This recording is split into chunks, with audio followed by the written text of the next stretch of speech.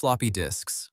Before any of the storage we use today existed, there was the floppy disk, and it's worth starting here just to see how far things have come. A floppy disk stored data using the exact same magnetic principle as a hard drive, just on a thin, flexible disk instead of a rigid metal platter, which is actually where the name floppy came from. The 3.5-inch version that most people remember held about 1.44 megabytes. That's not a typo. A single modern photo from your phone wouldn't even fit on one. People used to carry a stack of these floppies around just to move a handful of documents between computers. They eventually disappeared because they were slow, fragile, and laughably small by the time flash storage showed up.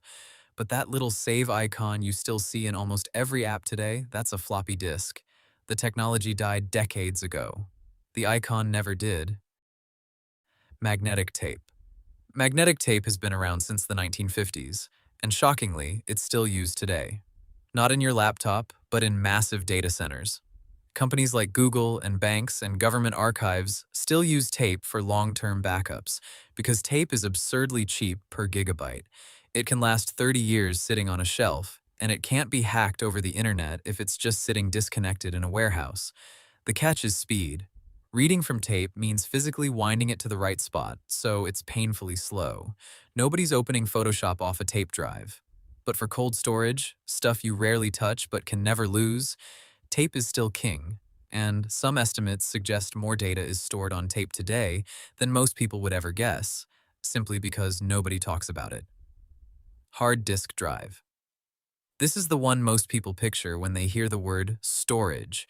Inside an HDD is a spinning metal disk called a platter, coated in a magnetic material.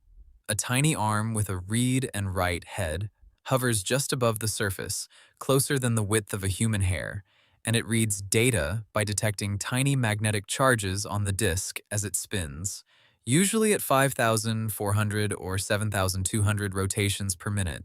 Some server drives spin even faster. The genius of the hard drive is capacity for cost.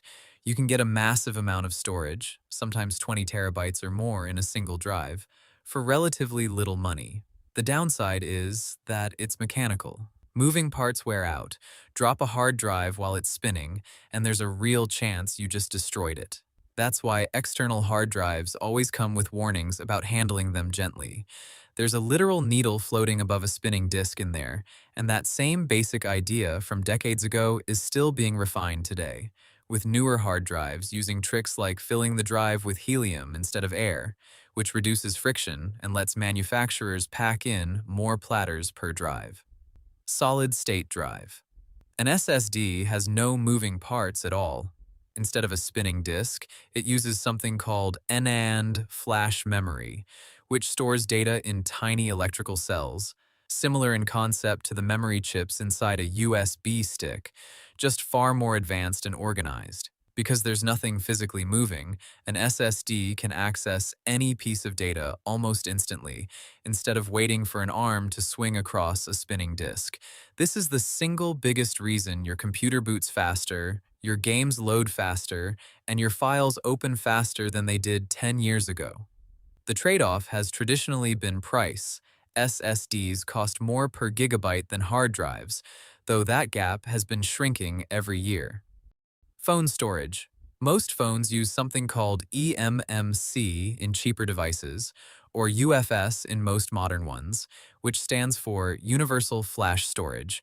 UFS is essentially a smaller, more power-efficient cousin of NVMe, built specifically for the tight space and battery constraints of a phone. This is why a flagship phone can transfer huge video files almost instantly, while an older budget phone might visibly stutter copying the same file. It's also why two phones can list the exact same storage capacity on paper, say 128 gigabytes, and still feel completely different in how fast apps open, because the type of flash storage inside matters just as much as the amount of it. USB, flash drives, and memory cards. A USB flash drive is essentially a tiny, simplified SSD, just packaged for portability rather than speed. SD cards and micro SD cards work the same way, just shrunk down further. which is why your camera, your drone, and your Nintendo Switch all use them. The trade-off for that small size is usually speed and durability. That's why you'll see ratings on SD cards like Class 10 or UHS-1 or UHS-2. Those ratings tell you how fast the card can actually write data, which matters enormously if you're shooting 4K video and the card can't keep up with the footage coming in, resulting in dropped frames or a recording that just stops mid-clip. Cloud storage. Cloud storage honestly isn't a device at all. It's a bit of a trick of language. When you save something to the cloud, it's not floating in the sky. It's sitting on a physical SSD or hard drive inside a massive data center owned by a company like Google, Amazon, or Microsoft, thousands of miles away from you. The only difference is you're accessing it over the internet instead of directly, which also means if your internet goes down, so does your access to it. Behind the scenes, these companies are almost certainly using a mix of everything we've already talked about: fast SSDs for data people access constantly, cheaper hard drives for less urgent files, and tape sitting in a vault somewhere for backups nobody expects to ever need. If you love watching videos like this, then like this video and subscribe to TechXplainer for more videos.